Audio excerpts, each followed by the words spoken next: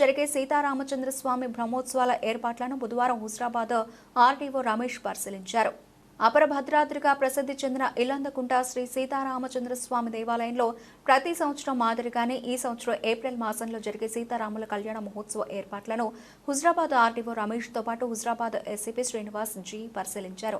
ఈ సందర్భంగా కళ్యాణం జరిపించే స్థలంతో పాటు కళ్యాణానికి అధిక సంఖ్యలో తరలివచ్చే భక్తుల కోసం ఏర్పాటు చేయనున్న పార్కింగ్ తో పాటు కళ్యాణ ఘట్టం జరిగే స్థలంలో ఏర్పాటు చేసే వసతులను గురించి ఆరా తీశారు. భక్తులకు ఎలాంటి ఇబ్బందులు కలగకుండా అన్ని రకాల చర్యలు తీసుకోవడంతో పాటు త్రాగునీటి వసతి, వైద్య సౌకర్యం కల్పించాలని వివిధ శాఖ అధికారులకు సూచించారు. కళ్యాణ మహోత్సవానికి మంత్రులు, ఎమ్మెల్యేలు హాజరవుతారని, కళ్యాణ ఘట్టాన్ని అందరూ తిలకించేలా ఎల్ఈడీ స్క్రీన్లు ఏర్పాటు చేసేలా చర్యలు తీసుకోవాలని సూచించారు. ఈ కార్యక్రమంలో మండల తహసీల్దార్ రాణి, దేవాదాయ శాఖ అధికారి కందులు సుధాకర్, రూరల్ సీఐ కిషోర్ తో పాటు ఎస్ఐ రాజ్ కుమార్, సిబ్బంది తదితరులు పాల్గొన్నారు.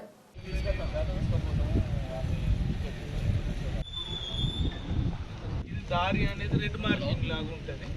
ఎవరిని ఇటు రావద్దని అంటాం, మనం ఓపెన్ ఉంటారు ఉంటుంది కాబట్టి ఇప్పుడు అన్నట్టు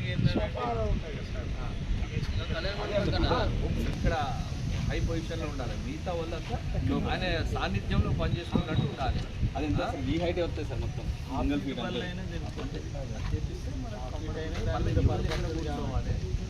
ఎవరు ఇచ్చాడు అనేది కొంచెం మంచిగా ప్రోటోకాల్ విన్నరా, అది మళ్ళీ ఇబ్బంది పడకుండా వాళ్ళు కూడా ఆ సామాన్య ప్రజలు కూడా కొంచెం కనబడేటట్టు ఉండాలి. లాస్ట్ టైం కళ్యాణ వేడు చూసారు, మధ్యలో ఒక ఎక్కిలు తీసుకొచ్చారు. అది అంత ఆగమాగం. అది లాస్ట్ అప్పుడు అక్షంతర తప్ప అది మీరు ఒక మినిట్ టు మినిట్ ప్రోగ్రామ్ మనం తయారు చేస్తేనే ఆ ప్రోగ్రామ్ వాళ్ళకి కూడా సార్ ఎగ్జామ్ చెప్పేసారు. వాళ్ళకి ఇస్తే వాళ్ళకి కూడా ఐడియా ఉంటుంది. ఆధ్యాత్మిక వాతావరణం ఆధ్యాత్మికంగానే ఉండాలి. ఇక్కడ మళ్ళీ వేరే ఆలోచన రావద్దు. ఇక్కడ కూడా 23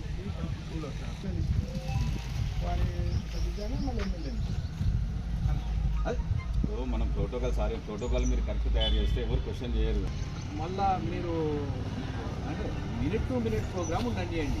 ఫస్ట్ స్వామివారి తలంబ్రాలు చెప్పు, ఫస్ట్ స్పర్శన తర్వాత సెకండ్ పర్సన్, తర్వాత కళ్యాణం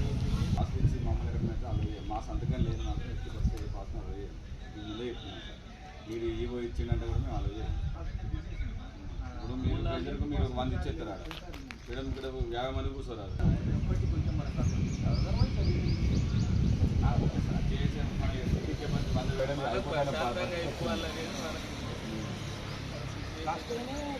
కొంచెం ఎక్కువ వచ్చేస్తారు. ఇప్పుడున్నా వచ్చాను శిక్షణ అనేది ఇది ఇది ఫస్ట్ ఎవరు, సెకండ్ ఎవరు,